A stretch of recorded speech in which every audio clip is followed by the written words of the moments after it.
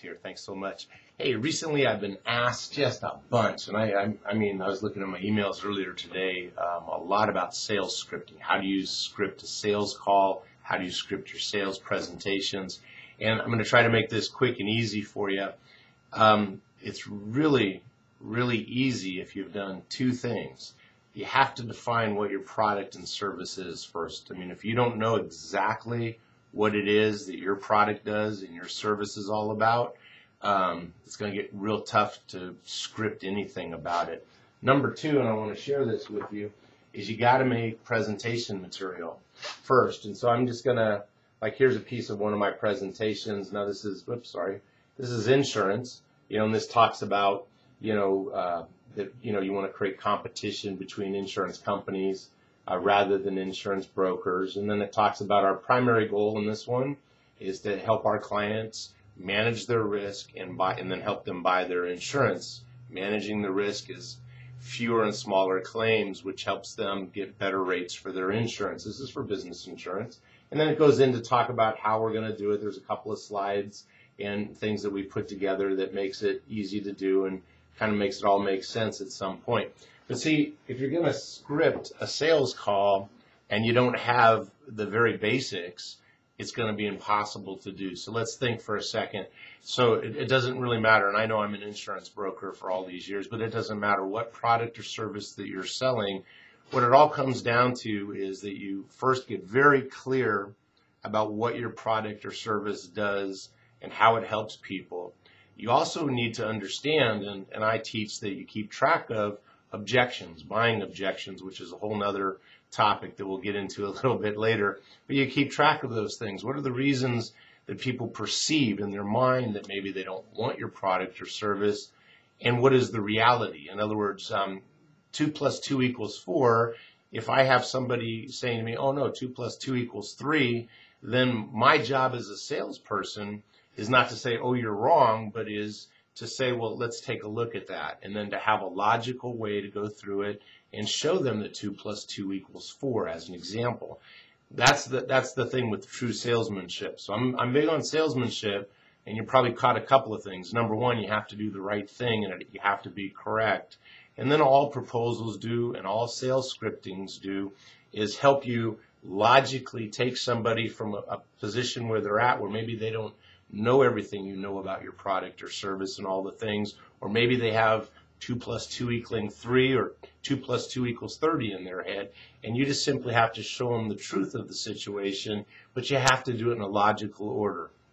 Now, once you have that and you know exactly what it is, then you make a little presentation like that, and you can just do it in PowerPoint. I mean, I'm not that great at making presentations. I have people that type most of my stuff because I can barely spell, But anyway, we get it down in logical order where you start here, and then you ask questions, and then you come to the answer. So if I was going to teach somebody that 2 + 2 = 4, I'd have a logical approach to do that, much like they do in school. That's how we would do that in salesmanship, and that's how I would script the sale. So then what I would do is, after I made my presentation, first I know exactly what it is I'm selling. I've made good presentation material that answers most objections with the support material. And then I start by just saying it. And I say, okay. And then I start by writing it down. And then maybe I'll videotape it and take a look at it. Because all I want to do is just make sure that I'm effectively communicating in logical order. It's like a combination lock, right? The combination, if you may know the numbers, and if you just tell the numbers to somebody else, but don't tell them how to do it, they're going to fumble around and may just get frustrated and never open that lock. But if you tell them, hey, look, you put these numbers in, you turn it twice to the right, put that number in, 3 times to the left, this number in, and such, you tell them how to use the numbers and in what order, then they can open the lock. That's what sales scripting is. I'm trying to give you just a couple examples of sales scripting so that way it doesn't overwhelm you with a lot of, boy, this and that. So again, how would you do it?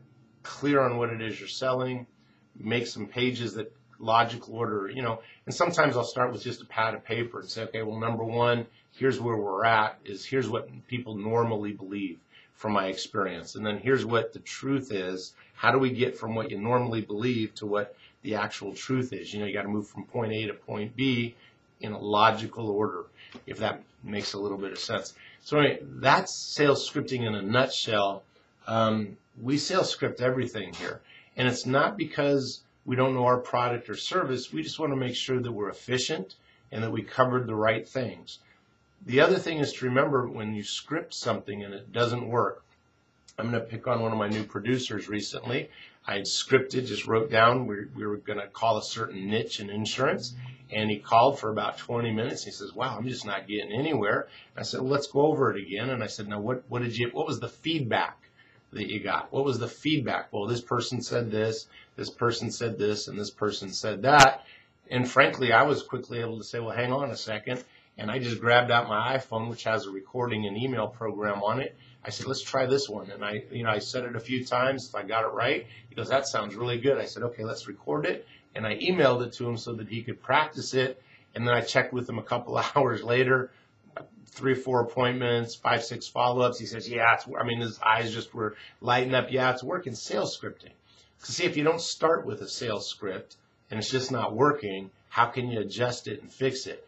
It's just like not having a plan for your business. Where are you going to be in 5 years? Let me say, if you don't know, chances are you won't be here in 5 years to be worrying about it. You have a business plan that gets you here. Notice what's working, what's not. Make little corrections. Same thing with sales scripting. That's why it's so important. So you have, again, clear product definition, presentation material, proposal material, and a script is simply the logical way you present it to somebody else to help everyone realize 2 + 2 = 4 no matter what they were told or believed. And I hope that helps a little bit. This is just a real quick overview. I could probably spend a half a day just doing a sales scripting workshop because we have to talk about what each word means and how we do this and voice inflection up and down and grounding and all kinds of neat stuff, mirroring matching and all the little things that come with it. But this is just kind of a good overview of what sales scripting really is. Thanks so much. Oh, and by the way, the one that I recorded, then I have one of my guys or people that work with me, they then type it up for me. Now we have the new sales script typed up. Sometimes I think it's more important to have it recorded because that way you can also listen, especially if you have a really good salesperson in your organization. Have them read the sales script for you, and you could listen to the way they raise and lower their voice and how they draw people in, and if they get a little quieter and you got to lean forward to listen, or a little louder and excited. Those are all kinds of things, particularly if you're doing telemarketing or doing some things over the phone. So, hey, I hope you have a great day, and I hope this helped a little bit. Thanks.